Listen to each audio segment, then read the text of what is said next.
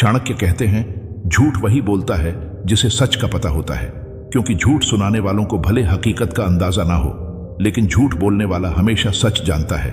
इसीलिए झूठ को पकड़ना भी एक कला है। नमस्कार दोस्तों, स्वागत है। आज का यह वीडियो बेहद खास है, क्योंकि आज हम एक ऐसी कला सीखने जा रहे हैं जो जीवन में हर कदम पर आपके काम आएगी। झूठ को पकड़ने की कला, और इस कला को सीखना हर उस व्यक्ति के लिए जरूरी है जो अपने जीवन को सच के रास्ते पर ले जाना चाहता है। इस वीडियो में हम जानेंगे कि कैसे आप झूठ को आसानी से पकड़ सकते हैं, किन संकेतों पर ध्यान देना चाहिए और किन सावधानियों को बरतना चाहिए। लेकिन उससे पहले मैं आपको एक कहानी सुनाता हूं जो चाणक्य और उनके शिष्य चंद्रगुप्त की है। यह कहानी आपको न केवल प्रेरित करेगी, बल्कि यह भी सिखाएगी कि कैसे चाणक्य ने अपने तीक्ष्ण बुद्धि और अवलोकन से झूठ को पल भर में पकड़ लिया। तो इस वीडियो को अंत तक जरूर देखें, क्योंकि आज आप कुछ ऐसा सीखने वाले हैं जो आपके जीवन को बदल सकता है। चलिए शुरू करते हैं। एक दिन चंद्रगुप्त अपने गुरु चाणक्य के पास आए। उनके चेहरे पर एक अजीब सी बेचैनी थी, मानो वे कुछ छिपा रहे हों। चाणक्य ने उनकी ओर देखा और शांत स्वर में पूछा, चंद्रगुप्त, क्या बात है? तुम्हारा मन आज कुछ उदास क्यों लग रहा है? चंद्रगुप्त ने हंसते हुए जवाब दिया, गुरुदेव, कुछ नहीं, बस युद्ध की तैयारियों में व्यस्त था। सब ठीक है। लेकिन उनकी आंखें कुछ और कह रही थीं। चाणक्य ने गौर किया कि चंद्रगुप्त की मुस्कान बनावटी थी और उनकी आवाज में एक हल्का सा कंपन था। चाणक्य ने मुस्कुराते हुए कहा, चंद्रगुप्त, तुम मेरे शिष्य हो, तुम्हें मुझसे कुछ छिपाने की आवश्यकता नहीं। बोलो, क्या बात है? चंद्रगुप्त ने फिर हंसकर टालने की कोशिश की। गुरुदेव, आप भी ना हर बार मेरे मन की बात पढ़ लेते हैं। सच में कुछ नहीं हुआ। लेकिन चाणक्य को समझने में देर नहीं लगी। उन्होंने 2 मिनट के भीतर चंद्रगुप्त का झूठ पकड़ लिया। चाणक्य ने शांत लेकिन दृढ़ स्वर में कहा, चंद्रगुप्त, तुमने जो कहा वह सच नहीं है। तुमने कल रात एक गुप्त बैठक की थी जिसमें तुमने कुछ सैनिकों के साथ मिलकर एक योजना बनाई, और वह योजना तुम मुझसे छिपा रहे हो। क्या मैं सही हूं? चंद्रगुप्त स्तब्ध रह गए। उनकी आंखें आश्चर्य से फैल गईं। उन्होंने हिम्मत जुटाकर कहा, गुरुदेव, मैंने तो बड़े आत्मविश्वास के साथ झूठ बोला था। आपने इतनी आसानी से कैसे पकड़ लिया? कृपया मुझे यह कला सिखाइए। चाणक्य ने हंसते हुए कहा, मेरे शिष्य, झूठ पकड़ना कोई जादू नहीं, बल्कि एक कला है जो अवलोकन, धैर्य और बुद्धि से आती है। आज मैं तुम्हें यह सिखाऊंगा कि कैसे तुम झूठ को पकड़ सकते हो और हकीकत को जान सकते हो। लेकिन पहले मैं तुम्हें एक और कहानी सुनाता हूं जो तुम्हें इस कला का महत्व समझाएगी। एक छोटा सा गांव था, हरा भरा, शांत और ईमानदार लोगों से भरा हुआ। उसी गांव में एक व्यापारी रहता था। उसका नाम था धर्मदत्त। धर्मदत्त की घी की दुकान पूरे गांव में प्रसिद्ध थी। लोग कहते थे कि उसके यहाँ का घी सबसे शुद्ध होता है। गाय के ताजे दूध से बना सुगंधित और स्वादिष्ट धर्मदत्त की दुकान पर हमेशा भीड़ लगी रहती थी। दूर दूर से लोग उसके यहाँ घी खरीदने आते थे। उसका कारोबार खूब फल फूल रहा था। उसके पास धन, नाम और मान शान सब कुछ था। लेकिन मनुष्य का मन बड़ा चंचल होता है। धन मिलने के बाद भी लोभ का नशा उतरा नहीं। समय बीतता गया। धीरे धीरे धर्मदत्त के मन में लोभ जाग उठा। उसे लगने लगा कि यदि वह घी में थोड़ा सस्ता तेल मिलाए तो उसे अधिक मुनाफा होगा। उसकी दुकान तो वैसे भी प्रसिद्ध थी, कोई शक नहीं करेगा। पहली बार उसने बहुत डरते डरते यह काम किया। उसे उम्मीद नहीं थी कि लोग इस बात को समझ पाएंगे। लेकिन आश्चर्य, उस दिन भी उसकी सारी घी बिक गई। न किसी ने घी की गंध पर शक किया, न रंग पर। यह देखकर उसका विश्वास बढ़ गया। अब वह हर रोज घी में तेल मिलाने लगा। लागत घटी, मुनाफा बढ़ा। उसका वही खाता सोने जैसा चमक उठा। उसने नया मकान बनवाया, दुकान और भी बड़ी कर ली। गांव के मंदिर में दान देना शुरू कर दिया ताकि लोग उसे धर्मात्मा समझे। लेकिन एक बात उसने नहीं समझी, सच्चाई कितनी भी छुपाई जाए, एक दिन सामने आ ही जाती है। गांव के कुछ बुजुर्गों ने धीरे धीरे घी की गंध और स्वाद में फर्क महसूस किया। बच्चों को घी खाने के बाद पेट दर्द होने लगा। कुछ गृहिणियां बोली, पहले जैसा स्वाद नहीं रहा। लेकिन कोई साहस कर उसकी शिकायत करने न गया, क्योंकि धर्मदत्त अब बड़ा आदमी बन गया था। पर गांव में एक साधु आया। वह दूर दूर से यात्राएं करता था। जहां भी जाता वहां के मंदिर में रुकता और लोगों के मन की बातें सुनता। जब वह इस गांव पहुंचा तो उसने भी धर्मदत्त की दुकान से घी खरीदा। घी सूंघा, उंगलियों पर घिसा और एक हल्की मुस्कान उसके चेहरे पर आई। साधु ने गांव के लोगों को बुलाया और पूछा, क्यों भाई, क्या तुम्हें नहीं लगता कि इस घी में कुछ गड़बड़ है? लोग चुप रहे, डर के मारे कुछ कह ना सके। साधु मुस्कुराया और बोला, ठीक है, कल सुबह गांव के मंदिर में सब इकट्ठे हो जाना, वहां इसका सच सामने लाऊंगा। अगले दिन सुबह पूरा गांव मंदिर में इकट्ठा हुआ। साधु ने धर्मदत्त को भी बुलाया। सबकी आंखें उस पर टिकी थीं। साधु ने एक कटोरी में घी लिया, उसमें थोड़ी रुई डाली और दीपक बनाया। जब घी के दीपक को जलाया गया तो उसमें से काली धुआं निकली और बदबू भी आई। सब लोग हैरान रह गए। देखो, साधु बोला, शुद्ध घी कभी इस तरह नहीं जलता, इसमें जरूर मिलावट है। धर्मदत्त का चेहरा पीला पड़ गया। गांव के मुखिया ने कठोर स्वर में पूछा, सच सच बता, तूने क्या मिलाया है? धर्मदत्त ने बहुत कोशिश की, झूठ बोलने की भी, लेकिन साधु की तीखी नजरों और गांव वालों की आंखों से बच न सका। आखिर उसे कबूल करना पड़ा, मैंने घी में सस्ता तेल मिलाया है। गांव में सन्नाटा छा गया। जिन लोगों ने सालों से उस पर भरोसा किया था वे शर्मिंदा महसूस करने लगे। धर्मदत्त रो पड़ा। उसने कहा, मैंने लालच में आकर यह पाप किया, मुझे क्षमा करो। साधु ने शांत स्वर में कहा, देखो भाई, धन कमाना बुरा नहीं है, पर बेईमानी से कमाया गया धन कभी सुख नहीं देता। तूने जो भी दान मंदिर को दिया वह व्यर्थ गया, क्योंकि उसका मूल पाप से भरा था। धर्मदत्त ने सबके सामने वचन दिया, आज से मैं कभी मिलावट नहीं करूंगा। गांव वालों ने भी उसे एक मौका देने का निश्चय किया, लेकिन साथ ही ठान लिया कि अब वे हर वस्तु सावधानी से खरीदेंगे। चंद्रगुप्त, इस कहानी से तुम्हें क्या सीख मिली? सबसे बड़ी सीख यह है कि मनुष्य चाहे कितना भी चालाक हो, सच्चाई को छिपा नहीं सकता। झूठ का पर्दा एक दिन हट ही जाता है। दूसरा, व्यापार में ईमानदारी सबसे बड़ा धन है। जिसने इस सत्य को पकड़ लिया वही सच्चा व्यापारी बनता है। इस कहानी का तीसरा पहलू भी है, लोगों की आंखें। यदि एक भी व्यक्ति सजग हो जाए तो वह पूरे गांव की आंखें खोल सकता है, जैसे उस साधु ने किया। इसका अर्थ है कि जब समाज की आंखें बंद हो जाती हैं तो बेईमान लोग पनपते हैं, पर जब जागरूकता आ जाती है तो बेईमानी का अंत हो जाता है। और चंद्रगुप्त इस साधु ने सिर्फ व्यापारी को नहीं सुधारा, पूरे गांव को सिखाया कि आंखें बंद करने से सच्चाई नहीं छुपती। यदि गांव वाले शुरू में ही सच को पहचान लेते तो घी मिलावट से बच्चों को कष्ट ना होता। इसलिए राज्य चलाते समय या किसी भी पद पर रहते हुए तुम्हें भी सजग रहना। जब कोई दरबारी तुम्हें चापलूसी करे तो उसकी बातों के पीछे छुपे इरादों को देखना। जब कोई सलाह दे तो उसके मन की सच्चाई को पकड़ना। हर शब्द, हर व्यवहार, हर मुस्कान के पीछे का सच समझना और याद रखना, जो व्यापारी लोभ में पड़ा वह अपनी प्रतिष्ठा खो बैठा।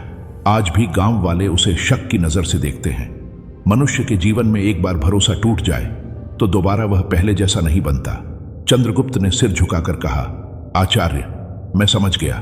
मैं राज्य में और जीवन में सच्चाई को ही सबसे बड़ा धर्म मानूंगा, चाहे कितना भी लालच सामने क्यों ना हो। मैं कभी अन्याय और धोखा नहीं करूंगा। तब चाणक्य ने कहा, चंद्रगुप्त, मैं अब कुछ ऐसे नियम बताने जा रहा हूं जिनकी मदद से किसी भी व्यक्ति के झूठ को बहुत आसानी से पहचान सकते हैं। तब चाणक्य ने कहा, चंद्रगुप्त, मैं अब कुछ ऐसे नियम बताने जा रहा हूं जिनकी मदद से किसी भी व्यक्ति के झूठ को बहुत आसानी से पहचान सकते हैं, लेकिन इस कला में धैर्य, सूझबूझ और निष्पक्षता जरूरी है। तो आइए एक एक नियम को ध्यानपूर्वक समझते हैं। नियम एक, शारीरिक हाव भाव पर ध्यान दें। जब कोई व्यक्ति झूठ बोलता है तो सबसे पहले उसके शरीर की भाषा बदलती है। चाहे उसकी जुबान कुछ भी कह रही हो, लेकिन उसके हाव भाव सच्चाई को उजागर कर देते हैं। इस नियम को समझना बहुत आसान है। उदाहरण के लिए, अगर कोई आपसे बात कर रहा है और बार बार अपनी आंखें इधर उधर घुमा रहा है तो यह शक का संकेत हो सकता है। सामान्यतः जो व्यक्ति सच बोलता है वह सामने वाले की आंखों में निडरता से देखता है, लेकिन जो झूठ बोल रहा होता है वह सामने नजरें मिलाने से बचता है या बार बार नीचे देखता है। कई बार लोग अपने मुंह या नाक को बार बार छूते हैं। यह संकेत है कि वे तनाव में है। जब दिमाग झूठ गढ़ता है तो शरीर तनाव महसूस करता है और हाथ अनायास ही मुंह, नाक या गर्दन की ओर बढ़ते हैं। इसके अलावा पैरों की हरकत भी बहुत कुछ कहती है। झूठ बोलने वाला व्यक्ति बार बार पैर हिलाता है, कुर्सी पर असहज होकर बैठता है या बार बार पोजीशन बदलता है। यह सारी हरकतें उसके अंदर चल रही घबराहट का परिणाम होती हैं। नियम 2, आवाज के उतार चढ़ाव को समझें। दूसरा महत्वपूर्ण नियम है व्यक्ति की आवाज पर ध्यान देना। जब भी कोई इंसान झूठ बोलता है तो उसकी आवाज में हल्का सा फर्क आ जाता है, चाहे वह इस बात को खुद भी ना समझे। उदाहरण के लिए, अगर कोई व्यक्ति सामान्य बातचीत में धीमी आवाज में बात करता है लेकिन किसी खास प्रश्न पर अचानक उसकी आवाज तेज या कर्कश हो जाए तो यह संकेत हो सकता है कि वह उस सवाल से असहज है। इसी तरह यदि उसकी आवाज में अचानक रुकावट आने लगे, जैसे हूं, मतलब, तो यह भी झूठ बोलने का लक्षण है। कभी कभी झूठ बोलने वाला अपनी बात को बार बार दोहराता है ताकि सामने वाले को विश्वास दिला सके। वह कह सकता है, नहीं नहीं, मैं तो वहां था ही नहीं, सच में नहीं था। इस दोहराव से पता चलता है कि वह अपने झूठ को खुद भी पक्का करने की कोशिश कर रहा है। एक और बात, आवाज का कंपन, घबराया हुआ झूठा व्यक्ति चाहकर भी अपनी आवाज को पूरी तरह स्थिर नहीं रख पाता। उसकी आवाज में नमी, हल्की कांप या तेजी आ जाती है। यह कंपन एक अनुभवी श्रोता तुरंत पकड़ सकता है, परंतु यहां भी सावधानी जरूरी है। कुछ लोग मंच पर बोलते समय या जब वे किसी अनजान व्यक्ति से बात कर रहे होते हैं तब भी घबराहट के कारण ऐसे संकेत देते हैं। इसलिए केवल आवाज के आधार पर निष्कर्ष न निकालें। उसके चेहरे के हाव भाव, आंखों की गति और शारीरिक स्थिति को भी साथ में परखें। नियम 3, कहानी में विरोधाभास खोज। जब कोई व्यक्ति झूठ बोलता है तो उसकी बातों में विरोधाभास होना स्वाभाविक है। सच केवल एक होता है, इसलिए जो व्यक्ति सच्चाई बोलता है उसकी कहानी हमेशा एक जैसी होती है, लेकिन जो झूठ बोलता है उसे अपनी बातों को बार बार बनाना पड़ता है और इस चक्कर में कहीं ना कहीं वह गड़बड़ कर बैठता है। उदाहरण के लिए मान लीजिए, कोई कहता है कि मैं कल पूरे दिन घर पर था, लेकिन थोड़ी देर बाद कहता है कि मैं दोस्त से मिलने बाजार गया था। यह विरोधाभास है। दोनों बातें एक साथ सच नहीं हो सकती। ऐसे ही लोग अपनी बातें बदलते रहते हैं और झूठ की परतें खुलती जाती हैं। यदि आप शांति से, धैर्य के साथ उसके पहले और बाद के जवाबों को जोड़ेंगे तो आपको यह अंतर दिखने लगेंगे, खासतौर से तब जब आप उससे अलग अलग तरीके से एक ही बात पूछें। कई बार वही सवाल दोबारा पूछने पर उसका जवाब बदल जाता है। यह भी झूठ का संकेत है। सावधानी रखें, कभी कभी इंसान सच में भी भूल सकता है, इसलिए इस नियम के साथ साथ दूसरे नियमों का भी ध्यान रखें। नियम 4, भावनाओं की गहराई को परखें। जो व्यक्ति झूठ बोलता है उसकी भावनाएं भी अक्सर बनावटी होती हैं। उदाहरण के लिए, अगर कोई बहुत ज्यादा जोर जोर से दुख या खुशी जताने लगे लेकिन उसकी आंखों में आंसू ना हो या चेहरे पर सच्चा भाव ना दिखे तो यह शक का विषय हो सकता है। सच्ची भावनाएं भीतर से आती हैं, उनके लिए ज्यादा कोशिश करने की जरूरत नहीं होती, लेकिन झूठ बोलते समय व्यक्ति सोचकर भाव बनाता है, इसीलिए उसकी आवाज, चेहरे के हाव भाव और आंखों की चमक में फर्क नजर आता है। उदाहरण के तौर पर, अगर कोई दोस्त कहे कि वह आपकी मदद से बहुत खुश है लेकिन उसके चेहरे पर खुशी नहीं दिखती या वह बार बार मुस्कुराने की कोशिश कर रहा है, तो समझिए कुछ गड़बड़ है। इसी तरह झूठा दुख दिखाने वाला व्यक्ति बार बार चेहरे को छू सकता है, नीचे देख सकता है या मुंह फेर सकता है। पर ध्यान रखें, हर बार ज्यादा भाव दिखाना झूठ का संकेत नहीं होता।